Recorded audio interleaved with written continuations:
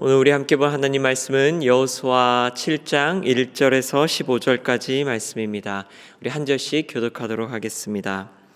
이스라엘 자손들이 온전히 바친 물건으로 말미암아 범죄하였으니 이는 유다 지파 세라의 증손 삽디의 손자 갈미의 아들 아간이 온전히 바친 물건을 가졌음이라.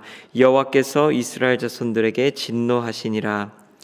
여호수아가 여리고에서 사람을 베델 동쪽 베다엔 곁에 있는 아이로 보내며 그들에게 말하여 이르되 올라가서 그 땅을 정탐하라 하매 그 사람들이 올라가서 아이를 정탐하고 여호수아에게로 돌아와 그에게 이르되 백성을 다 올라가게 하지 말고 2-3천 명만 올라가서 아이를 치게 하소서. 그들은 소수이니 모든 백성을 그리로 보내어 수고롭게 하지 마소서 하므로 백성 중 3,000명쯤 그리로 올라갔다가 아이 사람 앞에서 도망하니 아이 사람이 그들을 36명쯤 쳐 죽이고 성문 앞에서부터 스바림까지 쫓아가 내려가는 비탈에서 쳤으므로 백성의 마음이 녹아 물같이 된지라.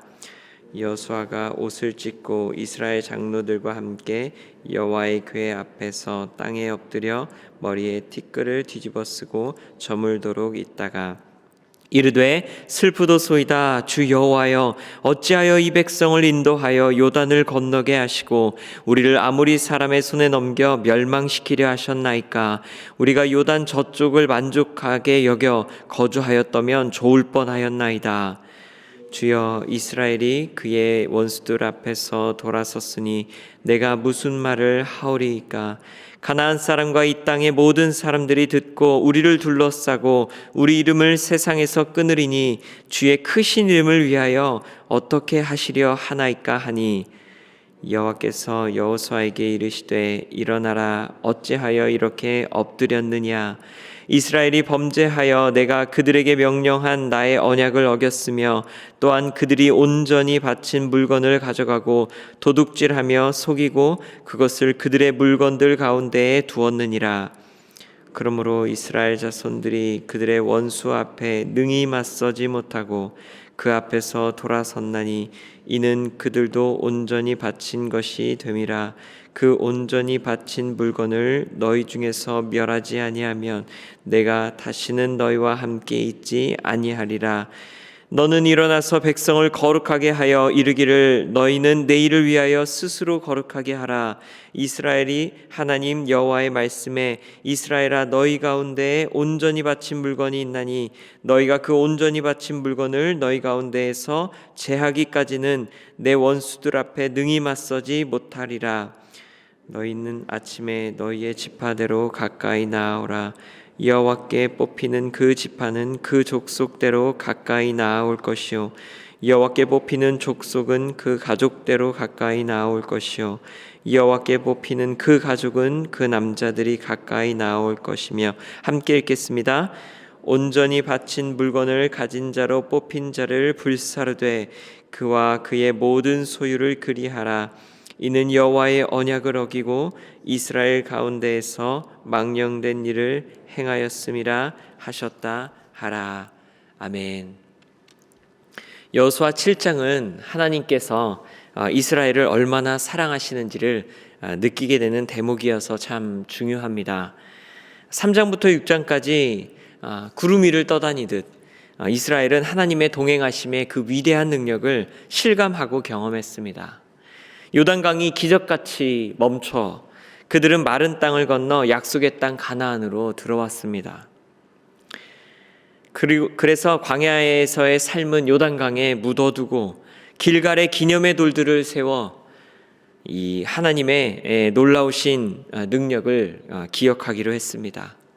요단강에서 경험했던 그 놀라운 하나님의 인도하심에 대한 그 소름이 가시기도 전에 하나님은 더 큰 일을 보여주셨습니다. 쉽게 무너질 리 없는 전통의 요새 여리고를 칼 한 자루 휘두르지 않고 무너뜨리신 것입니다. 요단강은 그렇게 한 명도 빠짐없이 지나가야 가나안에 갈 수 있기 때문에 이제 막 걷기 시작한 아이들부터 병력에 투입될 수 없는 노약한 어르신들까지 모두 마른 땅을 걸으며 하나님의 임재를 느꼈을 것입니다. 우리는 이렇게 섬세하신 하나님, 그 좋으신 하나님을 믿습니다. 게다가 여리고성의 무너짐은 이 한 건물이 무너질 때에도 주변으로 전해지는 굉음과 진동 그리고 먼지의 파급력에서 느낄 수 있듯, 그렇게 이 뉴저지에 사시는 분들이라면 수십 년 전에 뉴욕에서 그 911 때 일어났던 그 대단했던 그 먼지와 그 영향력을 지금도 기억하듯, 여리고성의 무너짐은 평생 잊지 못할 온몸으로 느꼈을 경험이었을 것입니다. 그럴 때가 있죠. 하나님께서 이렇게 살아계심을 나에게 보여주실 수 있나 싶을 정도로 단시간에 강렬하게 내 삶에 나타나실 때 말입니다. 요단강의 기적 후에 연이어 여리고성의 대승으로 하나님은 이스라엘 모두에게 하나님의 하나님 되심을 보이셨습니다. 하나님과 함께하는 삶이 이런 것이구나 생각하며 이스라엘 백성들도 신앙심과 만족감이 고취되었을 것입니다. 이 시기를 지날 때 우리는 하나님을 찬양하며 또 그 은혜를 감사하면 됩니다. 하지만 오늘 본문에서 이스라엘에게 아주 뼈아픈 실패가 찾아옵니다. 여리고성에 비교하면 작고 쉬운 아이성 점령에 실패하며 수십 명의 목숨까지 잃게 된 것입니다. 하나님의 임재를 진하게 느낀 뒤에 찾아온 실패의 아픔은 생각보다, 상상보다, 예상보다 더 큰 충격으로 다가올 수 있습니다. 하지만 저는 이 순간이 하나님의 사랑이 가장 크게 드러나는 자리라고 분명히 믿습니다. 이 순간 무너지고 침체에 빠지면 안 됩니다. 하나님께서 그 시간 내 안에 점검하길 원하시고 성숙하게 이끌어가고자 하시는 부분이 있기 때문입니다. 이를 오늘 본문이 아주 잘 알려주고 있습니다. 우리 함께 살펴보십시다. 여리고성의 승리 이후에 이제 이스라엘 백성들은 베델 동편에 있는 아이성으로 진군합니다. 그리고 여호수아는 그곳에 정탐꾼들을 보냅니다. 그리고 그 정탐꾼들이 이렇게 보고합니다. 3절 말씀입니다. 여호수아에게로 돌아가 그에게 이르되 백성을 다 올라가게 하지 말고 2-3천 명만 올라가서 아이를 치게 하소서. 그들은 소수이니 모든 백성을 그리로 보내어 수고롭게 하지 마소서 하므로. 여리고성 압승 이후에 이들의 자신감이 얼마나 높아졌는지를 쉽게 알 수 있는 대목입니다. 우리가 번거롭게 다 갈 것도 없는 쉬운 일입니다. 이렇게 말한 겁니다. 여러분, 이 말이 얼마나 이렇게 대단한 믿음의 선포 같기도 한데 사실 이때가 가장 위험한 때입니다. 하나님께서 이루신 위대한 일들이 이어지다 보면 어느새 우리는 그 일들이 내 힘으로 되었다고 착각하는 순간이 오는데, 그 징후가 바로 이런 표현들입니다. 생각해보면 인간이 참 연약한 게 한두 번의 실패가 계속되면 다시는 성공하지 못할 것 같은 그런 두려움에 빠지고, 또 겨우 한두 번 연속해서 성공했는데 갑자기 세상이 다 쉬워 보이고 자신감이 넘칩니다. 때로는 여기서 더 나아가 주변에 잠시 잘 안 되는 사람들에게 훈수까지 두면서 왜 이렇게 안 된다는 생각에 사로잡혀 있냐고 또 그들의 마음까지 이해해 주지도 못합니다. 그게 얼마 전 자신의 모습이었다는 걸 자기만 기억 못하면서요. 이스라엘이 딱 그런 상황이었습니다. 그래서 결국 쉽게 본 아이성 정복에 실패하고 오히려 36명의 사랑하는 생명들을 잃게 되어 패닉에 빠집니다. 5절 말씀입니다. 아이 사람이 그들을 36명쯤 쳐 죽이고 성문 앞에서 스바림까지 쫓아내려가는 비탈에서 쳤으므로 백성의 마음이 녹아 물같이 된지라. 이 실패는 너무 큰 충격이었습니다. 그래서 백성의 마음이 녹아 뭐처럼 되었다고요? 물같이 되었다고 합니다. 이제는 아무것도 못할 것 같은 두려움과 우울의 심연에 빠진 것입니다. 그도 그럴 것이 하나님과 함께하면 그 무엇도 못할 것이 없다고 외치며 하나님의 이름으로 나아가고 있는 줄 알았는데, 하나님은 내 편인 줄 알았는데 실제로 요단강과 여리고라는 그 대단한 간증거리를 드라마도 이런 드라마는 없다고 입이 닳도록 이야기하는 중이었는데 너무 참혹하게 속절없이 무너져 버렸기 때문에 그들의 마음 또한 물같이 무너져 버린 것입니다. 그래서 몇 장 전만 해도 이스라엘을 보던 가나안 백성들의 마음이 이스라엘이 이렇게 대단하게 가나안으로 들어오는 모습을 보며 물같이 녹아내렸는데 하루아침에 이제는 전세가 역전되어 주의 백성들의 마음이 그 멘탈이 물같이 녹아내려 안 믿는 사람보다도 못한 신세가 되었습니다. 무엇이 이유일까요? 왜 이런 일이 일어났을까요? 사실 7장을 시작하면서 언급이 되었습니다. 1절 말씀으로 돌아가 봅시다. 이스라엘 자손들이 온전히 바친 물건으로 말미암아 범죄하였으니 이는 유다 지파 세라의 증손 삽디의 손자 갈미의 아들 아간이 온전히 바친 물건을 가졌음이라. 여호와께서 이스라엘 자손들에게 진노하시니라. 아간의 범죄 때문입니다. 이에 하나님께서 진노하신 것입니다. 패배와 실패의 원인이 전략의 문제에 있지 않고 영적 상태에 있을 때가 있습니다. 나의 영원하신 기업, 생명보다 귀하신 주님과의 거리에 사실 문제의 근본이 있을 때가 있습니다. 하나님께서 브레이크를 거신 것입니다. 아닌 것은 아니라고 말씀해 주실 때가 있습니다. 아간에 대해서는 내일 더 자세히 다루겠지만 그 한 사람의 범죄로 모든 이스라엘이, 아니 한 명의 이슈로 이 모든 민족이 고통을 당하게 된 것입니다. 왜 내가 잘못한 게 아닌데 내가 이렇게 아파야 하나 싶을 때가 있습니다. 하지만 그게 축복입니다.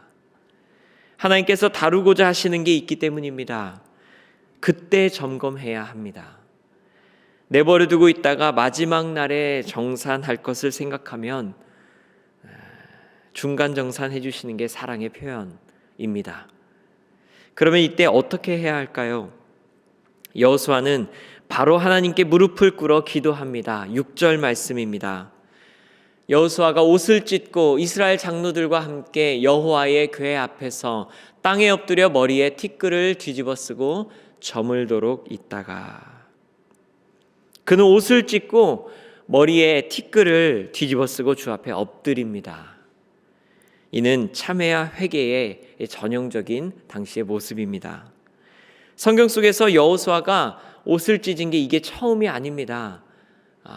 민수기 14장에 한 번 더 여호수아가 젊었을 적 옷을 찢은 적이 있습니다. 바로 가나안 정탐 후에 10명의 정탐꾼이 부정적 보고를 하여 우리는 저 땅에 들어갈 수 없습니다 두려워할 때에 그가 백성들 앞에서 옷을 찢으며 아니라고 이야기했을 때입니다. 젊었을 적 이스라엘 사람들 앞에서 옷을 찢으며 호소하던 그는 이제 이스라엘의 리더가 된 후에 오히려 백성들 앞에 그들을 설득하기보다 조용히 하나님 앞에서 홀로 옷을 찢습니다. 이스라엘 장로들과 함께. 그리고 3가지 기도를 드립니다. 첫째, 이러실 거면 왜 요단을 건너게 하셨습니까? 둘째, 저는 이제 백성들에게 뭐라 말해야 합니까? 그리고 마지막으로, 하나님, 우리가 무너지면 하나님의 크신 이름은 어떻게 하시렵니까?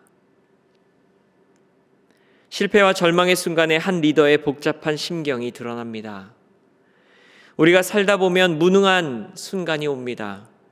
부모로서 자녀의 어려움 앞에서 해줄 수 있는 게 없을 때, 하나님 이제 어떻게 하시렵니까? 여기까지 우리를 오게 하신 주님, 이제 하나님의 이름 우리 자녀들 앞에서 어찌 하시렵니까?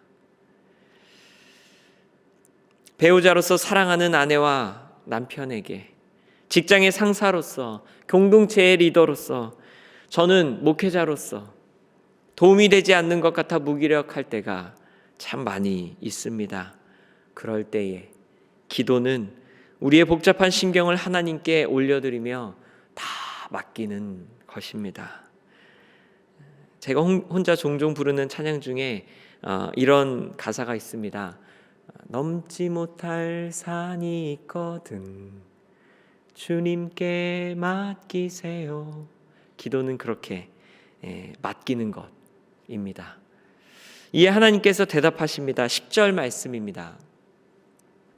여호와께서 여호수아에게 이르시되 일어나라. 어찌하여 이렇게 엎드렸느냐. 수많은 질문을 들으시고는 우리 주님께서 손을 내미십니다. 왜 이렇게 무너졌느냐? 왜 이렇게 슬퍼하느냐? 나의 사랑하는 자야, 일어나자. 함께 가자. 오늘도 우리를 붙들어 일으키고자 하시는 주님께서 우리 안에 죄를 돌이키게 하시며 말씀을 계속 이어가십니다. 13절 상반절 말씀입니다.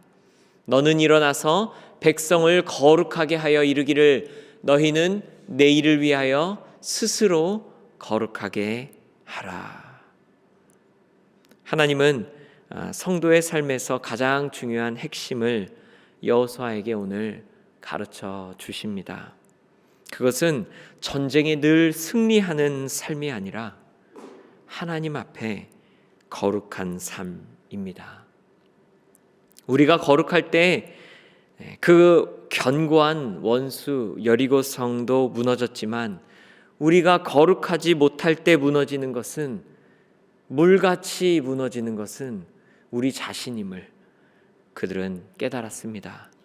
그리고 그 거룩한 삶은 입술에 늘 하나님을 외치며 주여 주여 하는 것, 그렇게 주여 주여 하며 자기 승리를 위해 나아가는 모습이 아니라 진짜 거룩한 삶은 아주 작은 것이라도 하나님의 것, 우리 어제부터 나오는 단어 헤렘, 온전히 바친 물건은 하나님께 오롯이 드리는 것, 그것에서부터 이루어집니다. 우리 자신의 온전한 삶까지 말입니다. 그렇게 거룩은 아무도 보지 않는 일상의 작은 태도와 행동의 구별에서 일어납니다. 말씀을 마무리합니다. 하나님께서 주시는 대단한 승리 뒤에 오는 실패는 우리에게 더 큰 아픔과 혼란으로 다가오기도 하지만 우리 하나님께서는 그 순간에 더 결연한 사랑으로 우리를 다루고자 하십니다. 길갈의 그 겉으로 드러난 기념비도 중요하지만 아간의 숨겨진 장막 속의 거룩, 하나님은 그것이 이루어지기를 그렇게 원하십니다. 아니 어쩌면 그게 거룩의 시작이다, 출발점이다. 하나님은 오늘도 우리에게 가르쳐 주십니다.